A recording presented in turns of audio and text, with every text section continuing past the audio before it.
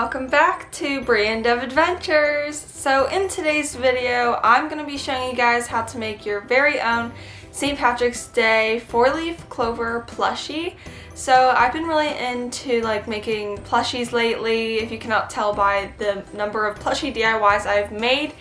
But yeah, so this one should be really fun to make. This is for beginners, so if you're kind of new to making plushies and you don't really know how to do it, this is perfect for you. And as you can see, if you aren't new to my channel, I am in a completely different filming area compared to all the place where I film all my other DIYs. I'm actually in my basement right now because I'm kind of gonna convert this room into the craft room. As you can see over there, there's all these different junk stuff, not junk, but it's kind of crowded on the other half.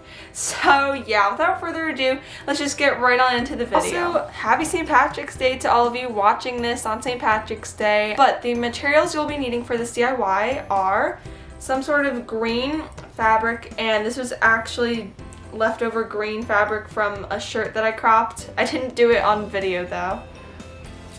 You're also going to be needing either a needle and thread or a sewing machine, depending on which one you're more comfortable with. And like I said, you could also use glue.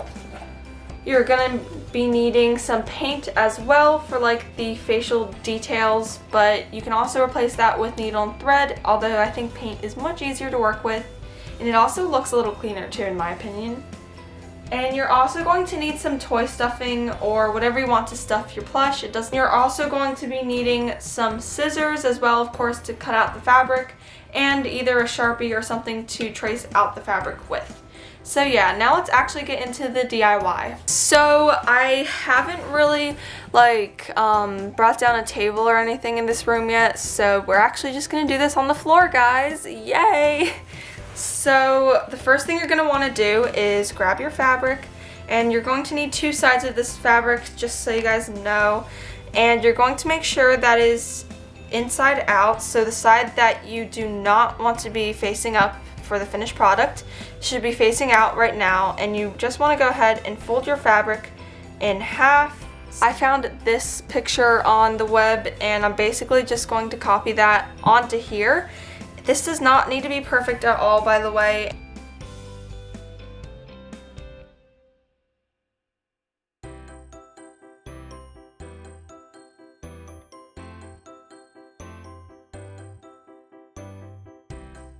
Alright guys, so I know this sketch looks very messed up, but that's because it is, and I messed up. So I actually tried this the first time on the other side, and this just does not look good.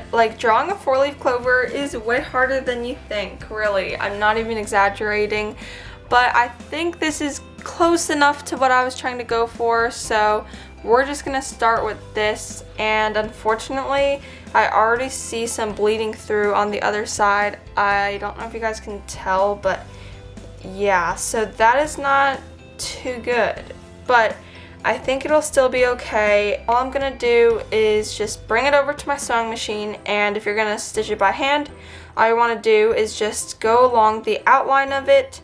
So basically just the outline of everything, the perimeter, but you also want to leave a opening, and I'm probably gonna just leave an opening right here along one of the tops of the leaves, just so that we can stuff this once it is all sewed up. So yeah, I'll see you guys once I've done that. Alright guys, so now as you can see, or maybe you can't see, I don't really know, but I did sew around the whole clover. So now I'm just going to go ahead and cut the outline out, and I say this with every single plushie video, but make sure you do not cut on the exact line in which you sewed on. Just be sure to cut 1 centimeter away so you don't cut off any of your stitches, because then your plushie will fall apart. So yeah, I'll see you guys once I've cut this thing out. Alright, so I cut out my little clover here, and now I'm going to just flip it inside out. Alright, so as you can see, here it is all flipped inside out, and it does not really look like a clover, so I'm hoping that stuffing this will make it look a lot more like how a 4-leaf clover should look. So now I'm just going to take my stuffing here and just stuff the whole thing until it is stuffed to my liking. Guys, so this is how the clover looks now that it is stuffed, and I definitely think it looks better, but I do wish that I made this like leaf, I guess you could say, pop out a little bit more, because I don't know why it just looks super flat. I actually thought I did a good job drawing it, but I guess not. But I really like how this one looks and like how this one is going to look after I sew it, and this one kind of pops out a little too much in my opinion, but you know what, every clover is special, so that's what's special about this one too. So all I'm gonna do is kind of take these two sides on either side of this gap and just kind of fold them in so no raw edges are showing. And then I'm just gonna take a threaded needle that I have. I already threaded this one just now. And it doesn't really matter which color because the color will be hidden for the most part. And now I'm basically just going to hold this shut and sew this. Alright guys, so now this is how the 4-leaf clover is looking. I definitely think I could have done a better job on this one, to be honest, but I still really like how it looks, and I think that a cute little face will definitely make it look 100 times better. So now I'm just gonna go ahead and start painting on the face, and I definitely recommend using like either the end of a pencil or just some sort of toothpick or something like that to paint on the face.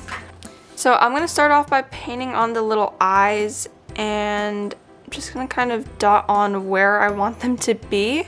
Alright guys, so I'm pretty sure I have finished this little plushie right here.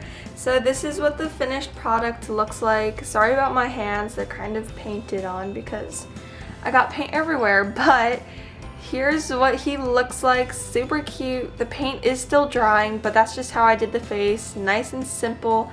I really like it that way. And yeah, so overall I think I did a pretty good job with this one.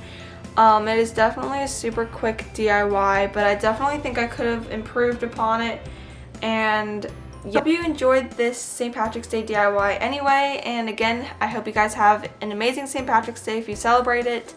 Also, if you liked this video and found it helpful for you, please make sure to give it a big thumbs up. Also, subscribe to my channel to see more fun videos like this one, and once you've done that, click that little notification bell to be notified whenever I upload, and you can also comment down below any video suggestions or anything you want.